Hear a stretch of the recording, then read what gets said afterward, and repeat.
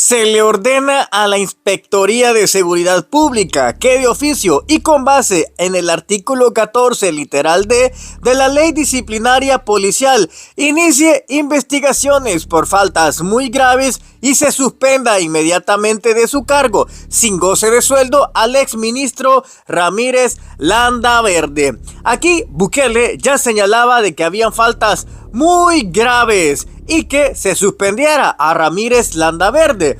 Desde acá empezábamos a ver cómo Nayib Bukele iba a comenzar el aparataje ser usado en contra de aquellos que le eran incómodos. Y no solamente eso, también le ordenó al ministro Rogelio Rivas iniciar el mismo proceso contra el subcomisionado Marco Tulio Limas. ¿Qué sucedía? Que Bukele le ordenaba a Rogelio Rivas hacer una cosa y empezar una persecución.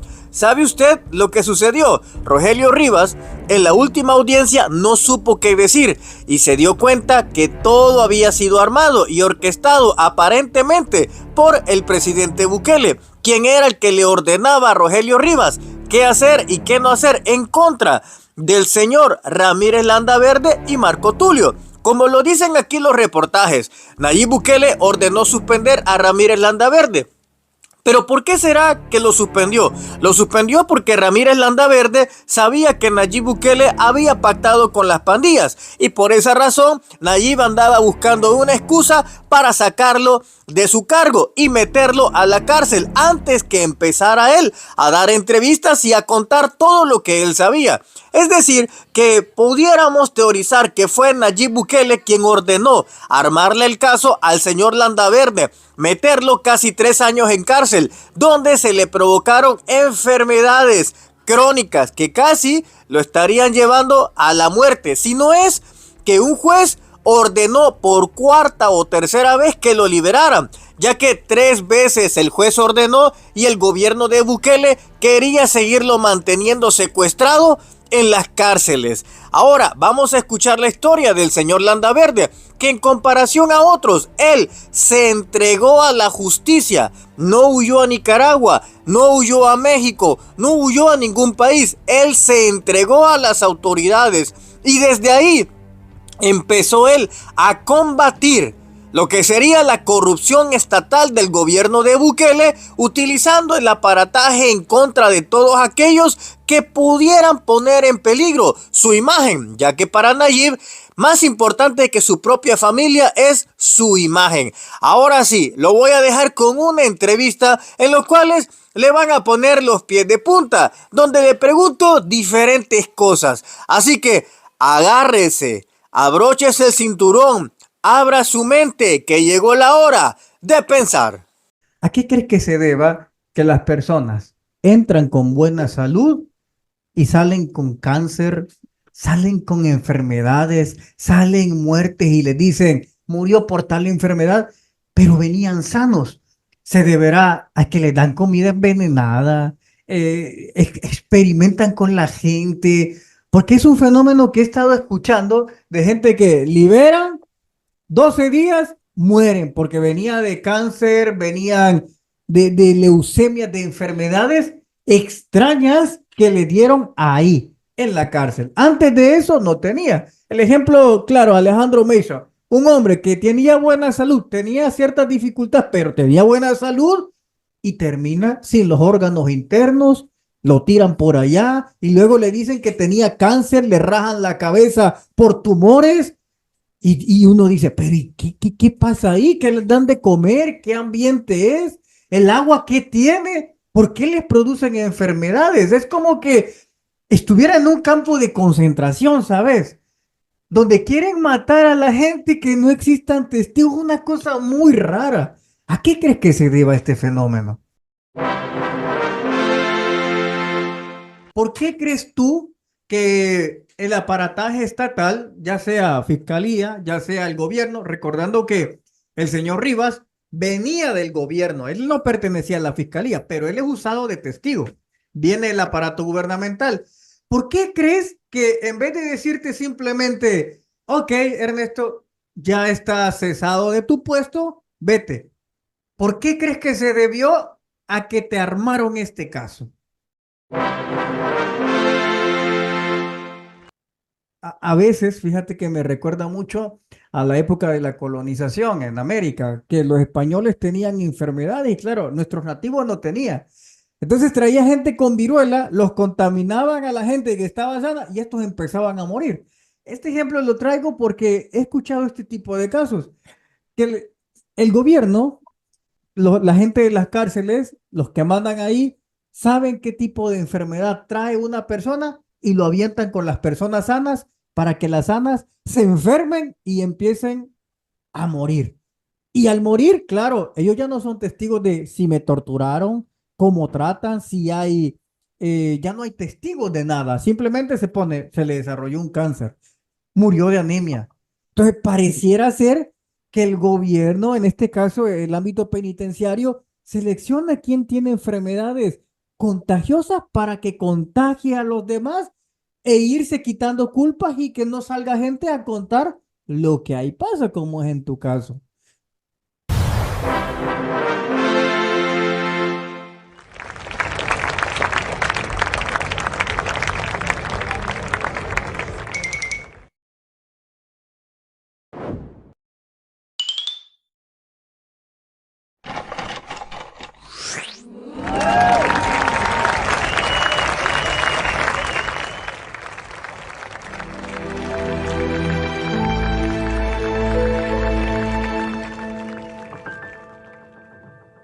¿Cómo están familia? Bienvenidos a una edición a tu canal.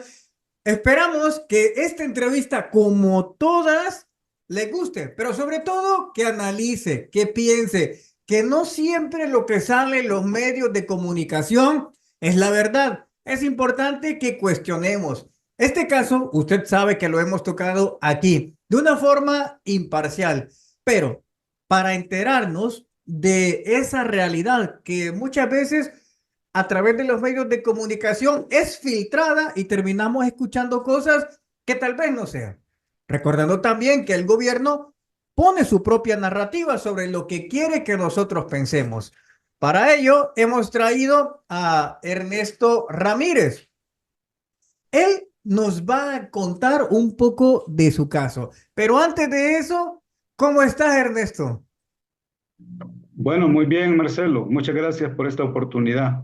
Gracias a ti y a las personas que están conectadas con este programa a esta hora por darme esa oportunidad de, como tú dices, entre otras cosas que enfrentamos, lo que nos vemos sometidos a estos problemas es a un aparato de comunicaciones aplastante. Y los espacios que se nos conceden como este, pues nos dan esa oportunidad de llevar la información y la verdad a más personas. Así que muchas gracias de antemano. Mi primera pregunta es, tú estuviste en el gobierno de Sánchez Serén, del FMLN, fuiste director de la PNC. Exacto. Ok, mi pregunta principal es, ¿por qué crees que se debió que te armaron este caso? Y lo digo, lo armaron porque Rogelio Rivas no pudo sostener de lo que te acusó y habían contradicciones, como si había una especial intención de no solamente de sacarte del gobierno, sino de manchar tu imagen. Entonces, mi primera pregunta es, ¿por qué crees tú que el aparataje estatal, ya sea fiscalía, ya sea el gobierno, recordando que el señor Rivas venía del gobierno, él no pertenecía a la fiscalía, pero él es usado de testigo, viene el aparato gubernamental.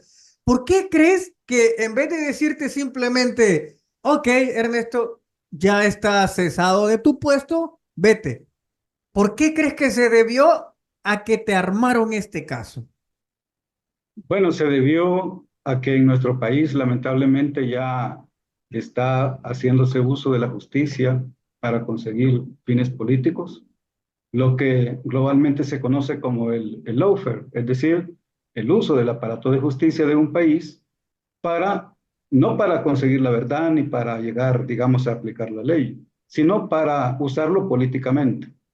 Y así ha sido. Y en mi caso no es el único. Hay otros casos en el país, actuales y también casos que están pendientes, que han tenido esa característica. Es decir, el uso del aparato de justicia en general, no solamente los jueces, sino que también la policía, la Fiscalía General de la República, para anular personas, anular instituciones. Si alguien tiene aspiraciones de participar en la vida política, que se vean truncadas, o alguna institución que se quiera pues sacar del espectro nacional, usar el aparato de justicia con esa finalidad. Es decir, este es un caso que hoy ya lo puedo decir con propiedad, porque a pesar de que lo dije, lo aseguré allá en junio de 2019, cuando esto inició, pero en aquel momento era mi palabra únicamente. Hoy ya se tiene finalizada la vista pública todo lo que ahí se ha logrado ver. Es decir, ya está claro que los hechos que me atribuían en un primer momento nunca existieron, que no ha sido posible para la Fiscalía siquiera sustentar alguna de sus acusaciones y que se vio obligada a ir cambiando en el desarrollo del proceso su acusación. La acusación que inició en junio del 2019 con una exposición de que mi persona y otros compañeros que formamos el Gabinete de Seguridad en el gobierno de 2014 a 2019, nos habíamos apropiado de 14 millones de dólares y que para tal fin habíamos constituido de manera ilegal una asociación para que administrara los fondos que se obtienen de las ventas que se hacen en las tiendas ubicadas en cada centro penitenciario del país. Sin embargo, ya antes de la vista pública, en lo que se denomina dictamen de acusación, al no poder sostener todo eso, la Fiscalía pues ya dijo, bueno, no fue apropiación, ni fue beneficio, sino que lo que pasó fue que gastaron mal los recursos. Hicieron gastos que no estaban autorizados por la ley. Y ya no eran 14 millones de dólares, sino que eran 500.000 dólares. Pero al final incluso se tuvo que modificar eso porque tampoco pudiendo sustentar tal situación, al final el delito quedó en que habíamos hecho gastos como alquilar inmuebles, como adquirir equipo, contratar servicios de telefonía, de internet, que todo eso es lo que había sido ilegal, cuando, en primer lugar, son gastos de funcionamiento que toda institución tiene, pero también la ley autoriza para que de los fondos que se obtienen de las ventas en las tiendas penitenciarias se puedan efectuar dos tipos de gasto. En primer lugar, todo lo que va orientado a los programas que se desarrollan con los privados de libertad en cada penal. Y en segundo lugar, todas las necesidades que tenga la Dirección General de Centros Penales. Y el dinero para eso se usó efectivamente. Y no bastando con eso, pues también en la vista pública ha ocurrido que la persona que fue delegada para que asistiera a esa audiencia a ratificar la denuncia fue el señor Rogelio Rivas. ¿Qué pasa con él? Él actualmente ya no es funcionario de gobierno. Fue destituido hace aproximadamente 3 años, pero no obstante, él fue el delegado para asistir a esa audiencia. Y en ella tuvo que reconocer que para que él fuera a poner el aviso, no tenía nada. No tenía ningún informe de auditoría, no tenía el resultado de ningún examen que se haya realizado, no tenía ningún análisis que le haya sido entregado, que siquiera le diera indicios de que tal situación se había cometido. De forma que al final de la vista pública, ya solo quedando pendiente el fallo por parte del tribunal, ya está claro que toda la acusación ha sido destruida completamente.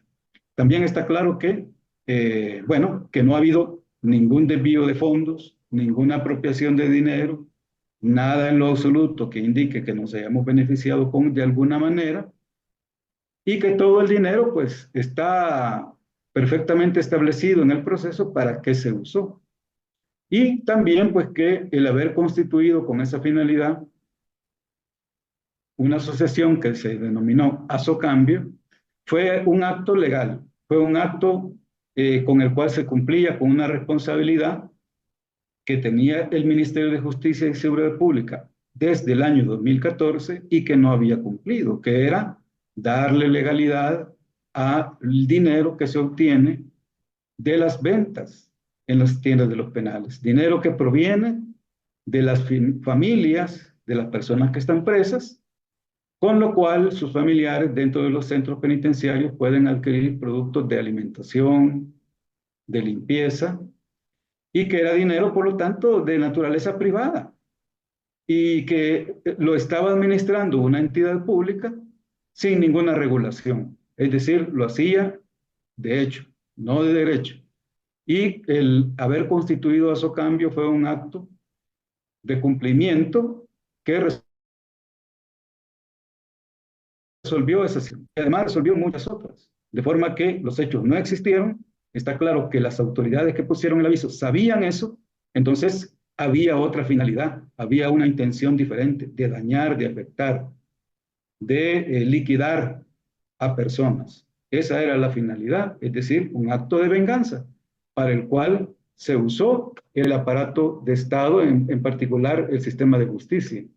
Había una, disculpa que te interrumpa. Empecé a leer diferentes puntos de vista de periodísticos, tanto el oficialismo, el diario El Salvador, te acusaba prácticamente, era una acusación de que eras un corrupto. Por otro lado, empezaron a salir en paralelo, una información de las posibles causas que te llevaron. Y una de esas decía, es que Mauricio Landaverde había descubierto un posible pacto que el gobierno de Bukele, o cuando él estaba en la alcaldía, él sabía de esto. Entonces, para que silenciarlo y por si hablara, quitarle credibilidad para que tu imagen estuviera manchada, se armó este caso, ya que el gobierno de Bukele, como lo hemos visto, es su estrategia. Cuando sabe que alguien lo puede poner en peligro, manchar la imagen de esa persona para que cuando esta persona hable, todos dirían, miren, ¿saben qué? Él no, porque él es un corrupto, entonces él está hablando y no tiene validez su palabra.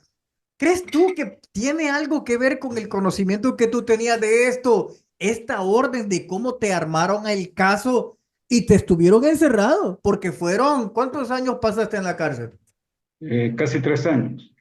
3 años de vida. Imagínese usted, 3 años de vida que se ausenta de pareja si tienes hijos, nietos, te ausentas de la vida y te roba el Estado 3 años de tu vida, que son irreversibles. No se puede volver el tiempo atrás. Entonces, esas cuestiones deberíamos de ponernos a pensar ante qué clase de gobierno estamos. Ahora, Mauricio, viene mi segunda pregunta referente a esto.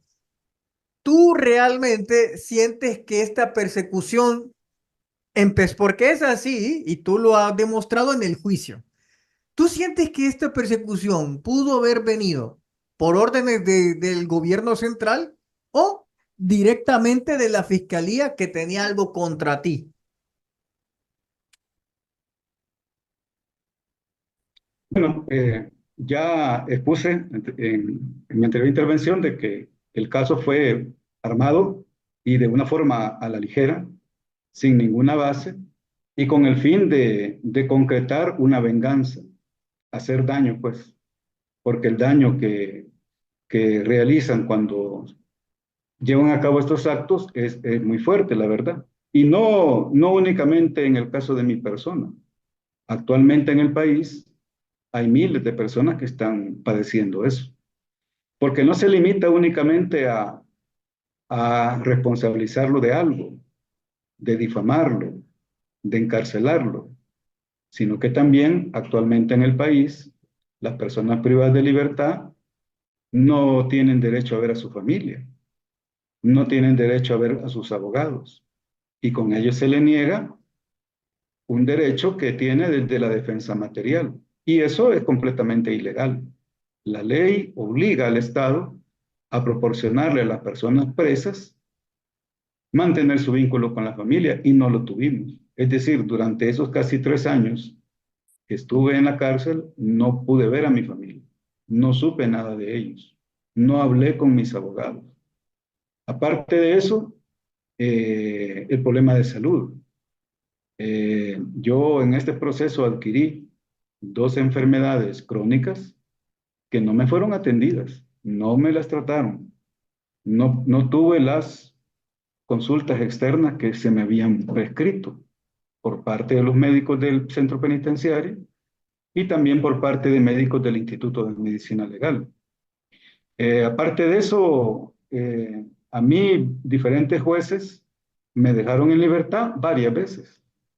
La primera vez fue en la audiencia inicial, que es la primera que uno atraviesa.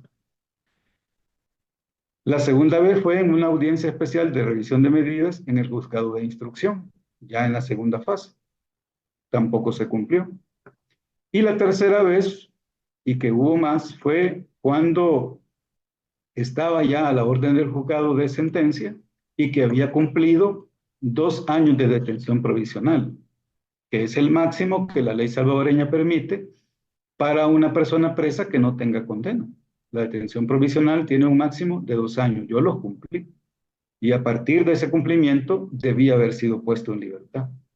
El juzgado ordenó mi libertad en 3 ocasiones y no fueron cumplidas. ¿Y por qué no cumplió? Era en este caso, la fiscalía, porque muchas personas somos ignorantes de esto.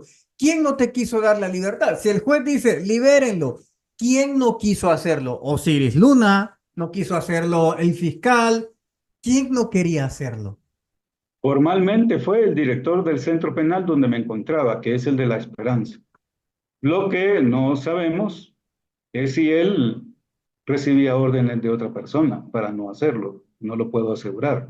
Pero formalmente, a quien iba dirigida la orden de libertad, en mi caso, era al director del centro penal La Esperanza. ¿Quién era? Eh, bueno, es que hubo varios, durante todo ese proceso hubo varios directores ahí en ese centro, pero independientemente quién era, el director de ese centro, que es a quien iba dirigida la orden, él tuvo que haberme puesto en libertad y no lo hizo. Y cuando tú apelabas esto, ¿qué te decían? Cuando tú decías, miren, me han dicho que esté en libertad, ¿qué te decían? Nada, porque como uno actualmente, el hecho de estar preso es estar incomunicado de todo. No ves a tu familia, no ves a tu abogado, no puedes acudir a ninguna institución, de ninguna forma. No te puedes comunicar con nadie como para poder ampararte a alguna autoridad, no lo puedes hacer. Entonces simplemente no lo cumplieron y ya. Y eso está pasando con miles de personas, es decir, no es solo mi caso. Esta cadena de situaciones que tienen que ver no solamente con el proceso en sí, como ya expuse, sino que tienen que ver con otros aspectos, como por ejemplo la salud, la situación familiar, etcétera, pues lo que indican es un afán, un empeño en causar daño, en ocasionar dolor y sufrimiento a una persona. Es un acto de venganza. Y en vista de ello, y al tener indicios de que eso se estaba dando, eh, hubo un periodo en el cual me encontré yo en libertad entre la audiencia inicial y la siguiente vez que me presenté a un tribunal. Y rápidamente lo explico de la siguiente manera. En la primera ocasión que yo tengo conocimiento que hay una orden de captura, esto es en el mes de septiembre del año 2021, me presento voluntariamente a la Policía Nacional Civil. Me presenté a la Dirección General de la Policía y manifestando, miren, tengo conocimiento que hay una orden de captura y aquí estoy. Entonces se hizo efectiva la orden, fui a la audiencia inicial y me dejaron en libertad. Sin embargo, de esa libertad que me concedió el juzgado de paz, apeló la Fiscalía General de la República. Apeló a la Cámara Tercera de lo Penal de San Salvador y una cámara cuyos magistrados habían sido recientemente nombrados por el gobierno. De forma que ahí solo cabía esperar que ellos iban a resolver favorable a la Fiscalía, ordenando nuevamente mi libertad. Y dado que eso ya prácticamente era cuestión, hice un escrito dirigido al Procurador para la Defensa de los Derechos Humanos. Me constituí personalmente, le pedí una reunión, no me atendió, pero me atendieron colaboradores de él, delegados por su persona, a quienes entregué el escrito y a quienes les expuse la situación. En ese escrito, que lo hice no porque tuviera expectativa que ellos me iban a ayudar, lo hice más que todo para dejar constancia. Y de esa constancia escrita, ahí yo lo manifiesto. Y algunos medios de comunicación posteriormente lo retomaron. Entre ellos, el medio que se llama Infobae, que redactó hizo un reportaje respecto a esa situación. Pero en ese escrito, pues yo expongo las razones que me llevan a mí a temer que mi caso responda a una búsqueda de venganza.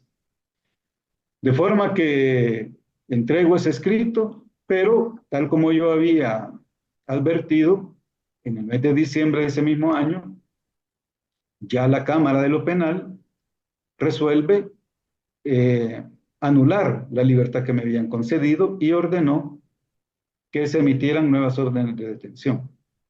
Por lo cual me presento por una segunda ocasión, en esta vez al juzgado segundo de paz, perdón, segundo de instrucción de San Salvador, me presento de forma voluntaria. Y pues después de eso, pues ya soy conducido al centro penal.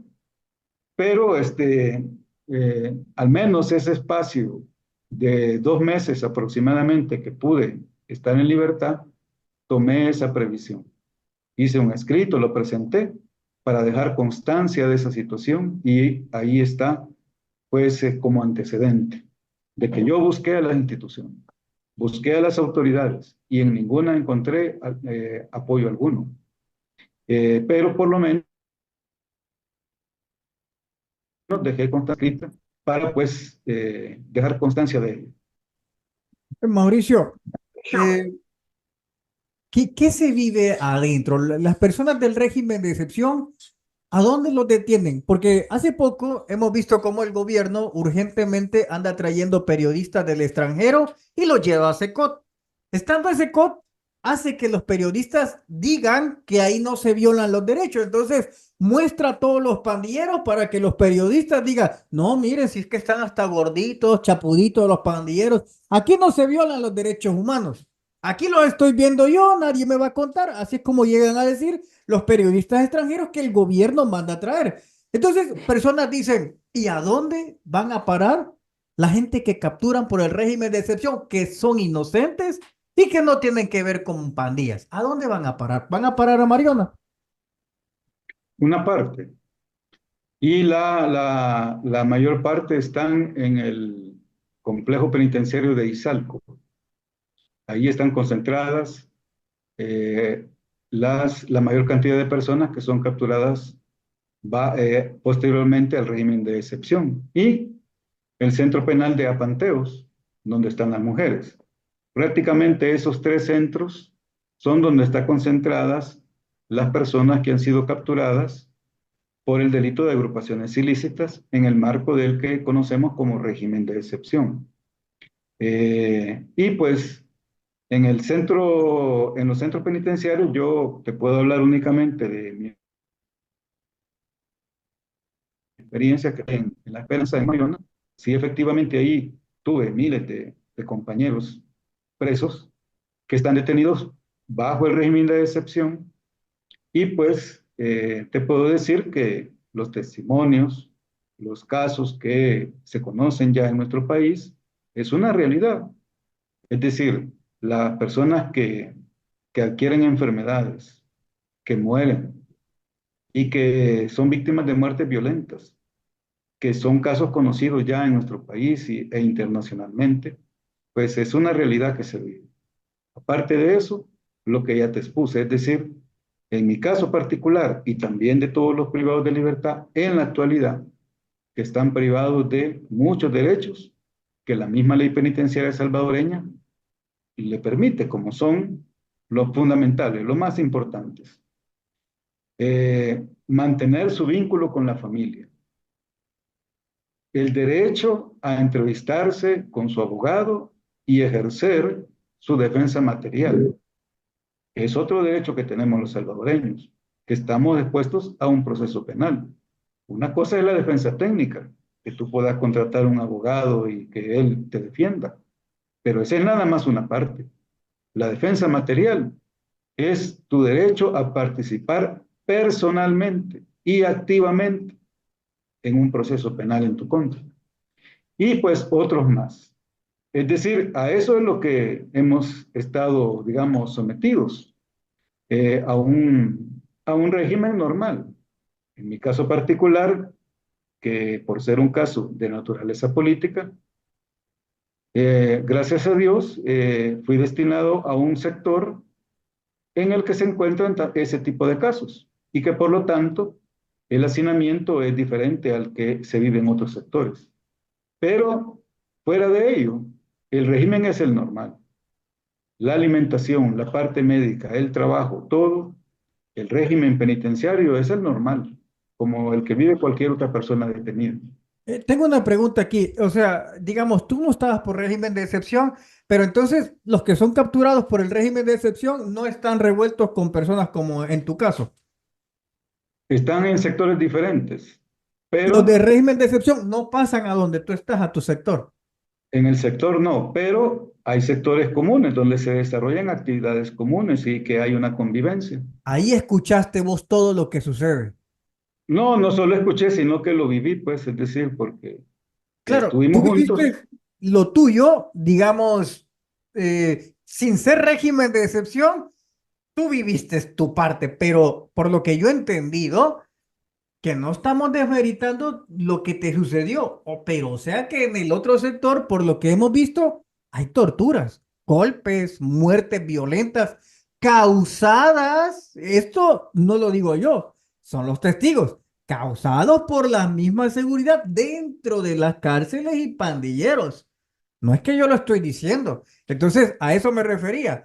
La violencia y los maltratos son más de aquel lado, de los del régimen de excepción, de personas que no son pandilleras. Es decir, los compañeros que estaban presos por el régimen de excepción estaban en sectores diferentes. Es decir, ahí las condiciones pues son mucho más duras, sobre todo por el hacinamiento y por toda la realidad que tú muy bien has expuesto. Pero eso no quiere decir que no hayamos convivido, porque compartíamos muchas áreas en el trabajo, en las diferentes actividades que se llevan a cabo ahí. Pues compartimos con muchos de ellos y pues logramos conocer sus casos particulares, su experiencia y pues apoyamos en la medida que era posible. En la medida que era posible solidarizarnos y llevar algún apoyo, pues lo pudimos hacer. Oye, ¿cuál es el caso más fuerte quizás que tú escuchaste adentro de estas personas que sufren el régimen dictatorial ahí dentro de la cárcel? Bueno, había todo tipo de casos. Lo más, lo más doloroso son los casos que tienen que ver con la muerte, la salud, el padecimiento de enfermedades graves, pero también casos familiares, como por ejemplo que en el centro donde yo me encontraba habían familias enteras. Incluso conocí varios casos de familias, padre y varios hijos, que hasta ahí, cuando estaban juntos y de forma casual se dieron cuenta que estaba detenido el otro, que ellos consideraban que estaba en libertad en su casa. Es decir, se conoce todo tipo de casos. Y lamentablemente los, los casos que hemos conocido y que están ya abordándose en nuestro país son una realidad. Y pues esperando que esta situación las autoridades le pongan un fin definitivamente y que se tomen las medidas de reparación y las medidas de justicia, así como que se investiguen a los causantes de todo este tipo de atropellos y violaciones a los derechos humanos. Oye, ahí de casualidad Alejandro Mason llegó ahí a ese sector o no No, llegó. Ahí no, se, no compartimos con él, no. no, y con Ernesto Mason. Con él sí, pero un tiempo nada más. Posteriormente, pocos meses después de que yo llegué, él fue trasladado y ya no pudimos verlo nuevamente. ¿Y a dónde fue trasladado? Pues no lo sé con exactitud. Por rumores, ahí en la cárcel es de que él fue trasladado al centro penal de Santa Ana. En Santa Y Ana estuvo él, según... Tony Ah, Saca, sí, con él sí compartimos. Él estaba también en La Esperanza y pues todo el tiempo que yo me mantuve en el centro, él estuvo ahí. Y compartimos, como con muchos otros compañeros, ¿verdad? Compañeros, compartimos la vida carcelaria y muchas de las actividades que ahí se llevan a cabo. ¿qué te cambia la visión, Mauricio Landaverde, de eso, en donde en tu momento tú anduviste capturando delincuentes, tomando en cuenta que en aquel entonces no existía el régimen de excepción? Pero luego, ahora, aquellos que la policía mandaba a la cárcel, digamos, y hoy te toca probar a ti inocentemente por una persecución del gobierno de Bukele, ¿qué, en qué cambia la visión de Mauricio Landaverde referente a estas cosas? Bueno, la situación de seguridad y la situación penitenciaria no me es ajena, definitivamente. Eh, yo trabajé como ministro de Justicia y Seguridad Pública y director general de la Policía Nacional Civil en el gobierno de 2014 a 2019. Pero yo ingreso a la Policía Nacional Civil en 1992. Soy fundador de la policía y durante todo ese tiempo he desempeñado diferentes cargos en todo el país y en la mayoría de mi tiempo lo trabajé en áreas de investigación y en diferentes departamentos y municipios de El Salvador, de forma que eh, no me es para nada extraño ni ajena la realidad penitenciaria que vive. Yo cuando llegué al centro penal ya en calidad de preso, pues tenía conocimiento de todo lo que ahí ocurría y cómo se manejaban los centros y todo eso. Sin embargo, hoy vivimos una nueva realidad.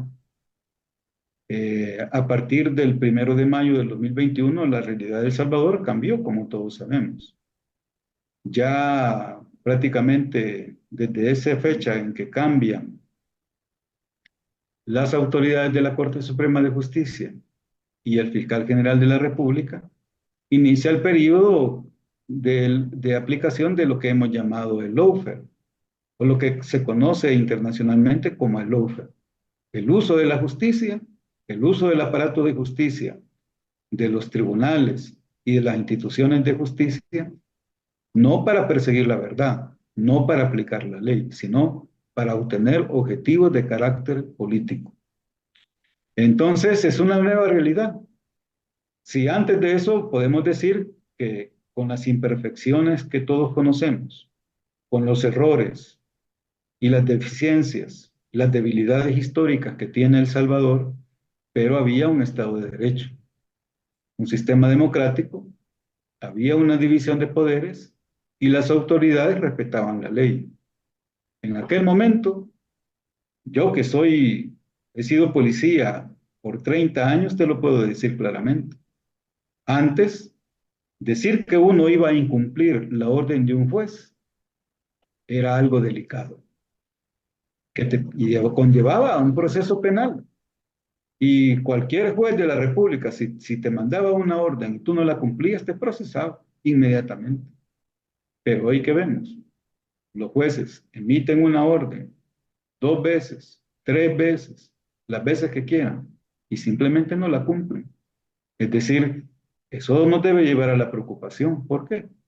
Porque Marcelo y amigos y amigas, no es un problema únicamente de los que en este momento estamos experimentando eso. No es un problema únicamente de los que nos consideramos o nuestros casos tienen cierta naturaleza política. Ahorita podemos haber algunos acá enfrentando procesos penales, pero esta situación va a llegarnos a afectar a todos. ¿Por qué?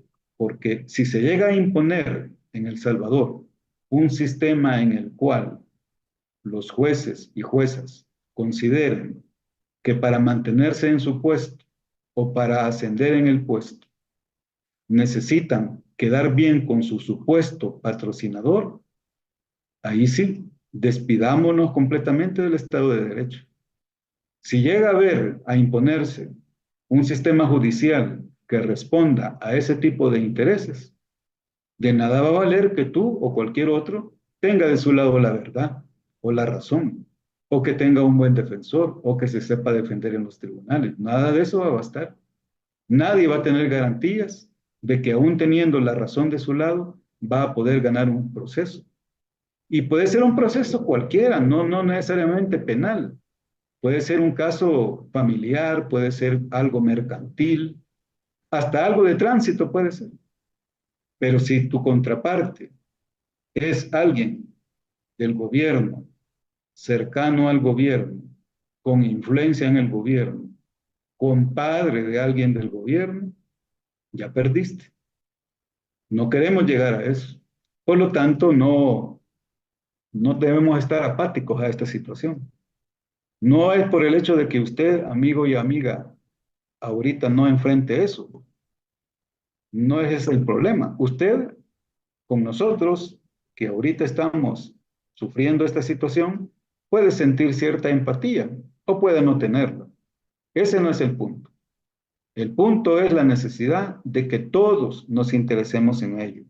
Porque si dejamos que el sistema judicial empiece a aplicar los casos, sus resoluciones, sus sentencias, no por la verdad, no por lo que consta en el proceso, no por lo que dice la ley, sino que por lo que le indican o lo que le orientan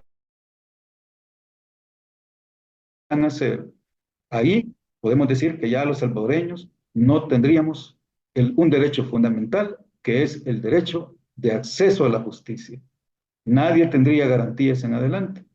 Y por esa razón es de que debemos de hacer algo, cada quien donde esté, cada quien en el rol que tiene. En este momento, pues yo he experimentado esto de manera injusta y de manera ilegal y lo he enfrentado. Me he presentado, como ya dije, en 2 ocasiones y de manera voluntaria. Y eso me ha conllevado a estar preso y todo, claro que sí. Y es muy doloroso. No se le desea a nadie, de verdad. Pero me ha permitido llegar a este momento y poder estar aquí defendiéndome, poder asistir a la audiencia y defenderme. Allí he podido interrogar directamente a los testigos, participar, y puedo decir con toda solvencia y con la frente en alto que ya di mi aporte para que se llegara a la verdad en mi caso. Y la verdad está ahí sobre la mesa. Y tal como lo dije desde un inicio, en el 2019, solo que en aquella oportunidad era únicamente mi palabra. Hoy no. Hoy es mi palabra, pero además abundantes pruebas testimoniales, documentales, periciales, que así lo indican, que los hechos que me atribuyeron en un primer momento son una absoluta y total falsedad. De forma que, a pesar de haber experimentado todo eso, pues no va a ser en vano, porque eso me ha permitido llegar a la verdad. Ya tengo la verdad, pero hoy solo falta justicia, pero eso no lo puedo dar yo, me lo tienen que dar los jueces. Y en eso estoy confiado, esperanzado, en que hay, dentro del órgano judicial hay personas honestas, hay personas correctas, éticas. Y primero Dios, pues los señores jueces que tienen mi caso en sus manos, los jueces del Tribunal Quinto de Sentencia de San Salvador, van a obrar conforme a la verdad, a lo justo y a lo legal. Mauricio, hay una pregunta para ir finalizando esto que me llama la atención. ¿A qué crees que se deba que las personas entran con buena salud y salen con cáncer, salen con enfermedades, salen muertes y les dicen, murió por tal enfermedad, pero venían sanos? ¿Se deberá a que les dan comida envenenada? ¿Experimentan con la gente? Porque es un fenómeno que he estado escuchando de gente que liberan 12 días, mueren porque venía de cáncer, venían de leucemia, de enfermedades extrañas que le dieron ahí, en la cárcel. Antes de eso no tenía. El ejemplo, claro, Alejandro Mesa, un hombre que tenía buena salud, tenía ciertas dificultades, pero tenía buena salud y termina sin los órganos internos, lo tiran por allá y luego le dicen que tenía cáncer, le rajan la cabeza por tumores y uno dice, pero ¿y qué pasa ahí? ¿Qué les dan de comer? ¿Qué ambiente es? ¿El agua qué tiene? ¿Por qué les producen enfermedades? Es como que estuviera en un campo de concentración, ¿sabes? Donde quieren matar a la gente que no existan testigos, una cosa muy rara. ¿A qué crees que se deba este fenómeno? Se debe a las condiciones carcelarias propiamente. Una de las principales es el hacinamiento. Las condiciones de hacinamiento, pues es un factor de riesgo fuertísimo para que se transmitan diferentes tipos de enfermedades de toda naturaleza, gastrointestinales, respiratorias, de la piel. Y todo eso, por muy buena salud que tú tengas, lo adquirís por el mismo hacinamiento que se vive. En mi caso, yo de todo eso, todo lo adquirí. Cualquier virus, cualquier epidemia que afectaba el centro penal, lo adquirimos.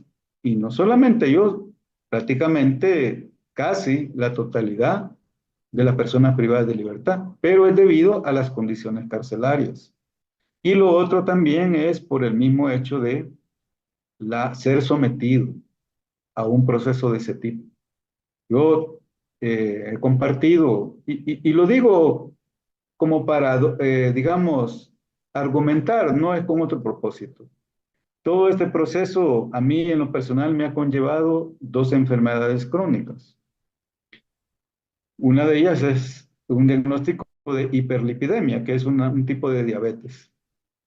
¿Por qué lo adquirí? Lo adquirí porque la situación carcelaria, el estrés en mi organismo, segrega una hormona que ha sido como un potenciador de mi problema con la glucosa.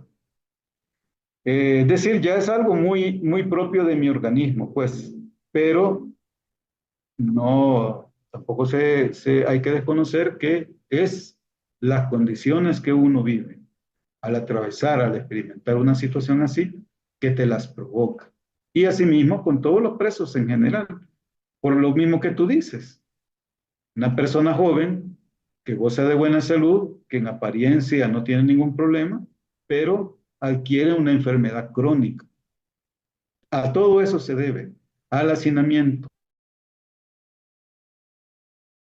a la alimentación, a la falta de atención médica y a las condiciones propias, físicas, mentales, que uno tiene que vivir en la cárcel.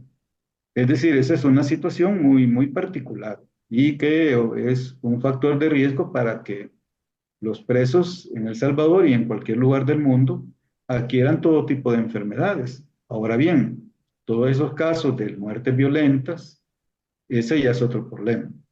Ahí ya responde a otro tipo de situación. Es decir, algo que no tiene ninguna justificación, por supuesto, es un atropello y es un delito, es un crimen. ¿Y esas muertes Ese es quién las otro harán? punto. Las mismas personas que son capturadas, pandilleros allá adentro o agentes externos de seguridad. ¿Quién lo hará? Bueno, para eso hay que remitirse a los casos que han sido denunciados por sus familiares o por diferentes instituciones. Son casos atribuibles a agentes estatales, ya sea dentro de un centro penal o fuera de él o durante el proceso. Pero los casos que hemos visto y que habrá que escuchar de las mismas personas que lo han expuesto, organismos de promoción y defensa de los derechos humanos y los mismos familiares de las personas fallecidas o enfermas, eh, ¿qué presenta tu familiar? ¿Qué presenta la persona? En el caso que sea muerte, ¿qué presenta? ¿Qué indicios de que se ocasionó una muerte? No por las razones que tal vez la autoridad reporta, sino que su muerte se haya debido a otro tipo de situación, una muerte violenta. Esas son las cosas muy extrañas. Y pareciera ser, eh, Fíjate, he entrevistado a diferentes personas que han vivido esto y pareciera ser, a veces, fíjate que me recuerda mucho a la época de la colonización en América, que los españoles tenían enfermedades y claro, nuestros nativos no tenían. Entonces traía gente con viruela, los contaminaban a la gente que estaba sana y estos empezaban a morir. Este ejemplo lo traigo porque he escuchado este tipo de casos, que el gobierno, la gente de las cárceles, los que mandan ahí, saben qué tipo de enfermedad trae una persona y lo avientan con las personas sanas para que las sanas se enfermen y empiecen a morir. Y al morir, claro, ellos ya no son testigos de si me torturaron, cómo tratan, si hay, ya no hay testigos de nada. Simplemente se le desarrolló un cáncer, murió de anemia. Entonces, pareciera ser que el gobierno, en este caso el ámbito penitenciario, selecciona quién tiene enfermedades contagiosas para que contagie a los demás e irse quitando culpas y que no salga gente a contar lo que ahí pasa, como es en tu caso. Bueno, no puedo asegurar tal situación, pero es un hecho que hay personas que no reciben la atención médica debida, que no reciben los cuidados médicos que necesitan, que tiene los diagnósticos y no es referido a un centro hospitalario o a una clínica particular. Eso es un hecho. Y también es un hecho que tal problema le ha ocasionado el agravamiento de su condición de salud y en algunos casos la muerte a muchas otras personas.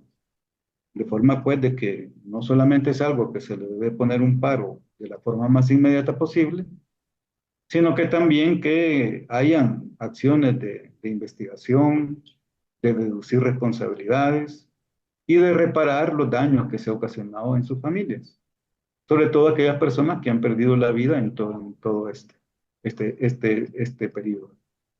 Gracias, Mauricio. Para terminar el lunes va a ser tu audiencia final.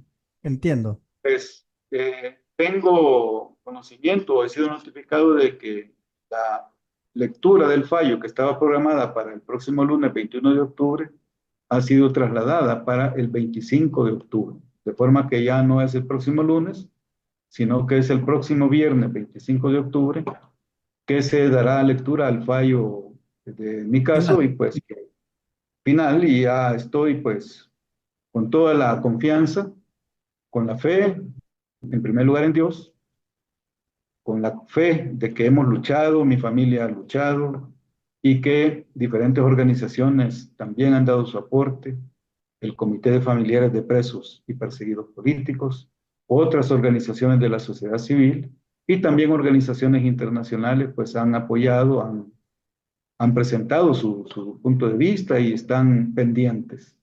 Y pues también confío, como ya lo dije, que a pesar de la situación que el país vive, hay personas honestas en todas las instituciones. Hay personas correctas, hay personas éticas y, primero Dios, los jueces que tienen mi libertad en sus manos, pues son este tipo de personas que sabrán actuar en base a determinados principios, en base a determinados valores y que de esa manera pues vamos a tener un fallo favorable el próximo viernes 25 de octubre. Perfecto. Muchas gracias, Mauricio, por esta entrevista. Estoy seguro que la gente va a escuchar ese otro punto de vista que seguro Canal 10 no te ofrece, ¿verdad? No, por supuesto. Bueno, muchas gracias, Mauricio. Gracias a ti, Marcelo. Gracias a todos los que nos escucharon. Gracias a todos los que están pendientes del caso y otros. Y todas aquellas personas que me han manifestado su solidaridad, su apoyo, pues eso me fortalece mucho. Y te agradezco por concederme este espacio que pues nos da la oportunidad de poder dar nuestra verdad. Muchas gracias, Mauricio. Cuídate mucho. Gracias Chao. igualmente. Saludos.